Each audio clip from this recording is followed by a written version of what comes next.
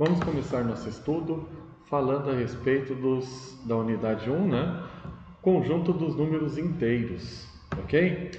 Para explicar o que são os números inteiros, eu vou explicar primeiro o que não são os números inteiros. Quando o ser humano começou a contar os números, né, descobriu que houve a necessidade aí de numerar, de quantificar, de contar, né, os primeiros números que surgiram a gente chama de números naturais. Naturais, o símbolo é um N, tá? Normalmente um N cortadinho, e os números são os números mais simplesinhos, né? 0, 1, 2, 3, 4, 5, vai até o infinito. Quando surgiram esses números, automaticamente, ou junto com eles, né, a gente aprendeu que precisa somar, precisa subtrair, precisa multiplicar, precisa dividir.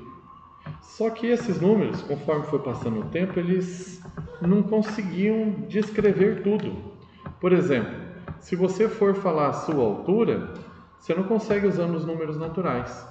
Por quê? A não ser que você tenha 1 metro.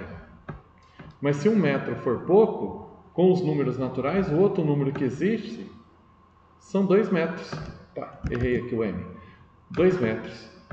Se só tem os números naturais, ou você mede 1 metro, ou então você mede 2 metros.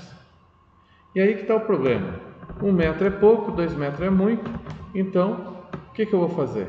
Precisou surgir um novo número, né? Que eu possa escrever ou em forma de vírgula, né, em formato decimal, ou ainda posso escrever, se for necessário, de forma fracionária.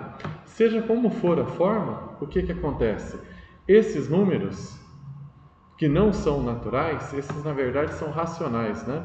Eu preciso adaptá-los ou ver como é que eu faço para somar, para subtrair, para multiplicar, para dividir. Tá? Um pouco disso nós já vimos. Esse conjunto chama conjunto dos números racionais, não é nosso foco por enquanto. O nosso foco são os números inteiros, que em algum momento houve a necessidade, o ser humano percebeu que antes do zero existem alguns números, tá? Na verdade, infinitos números, né? E assim atribuiu os valores negativos, né? Menos 1, menos 2, menos 3, e indo nessa ordem aqui até o infinito negativo, tá? Esse conjunto desses números é que a gente chama de conjunto dos números inteiros. O que é o nosso desafio agora é aprender como que a gente faz para somar, para subtrair, para multiplicar, para dividir e resolver outros problemas aí que envolvam esses números negativos junto com os números positivos e o zero que é nulo, ok? Esse é o nosso desafio dessa unidade 1.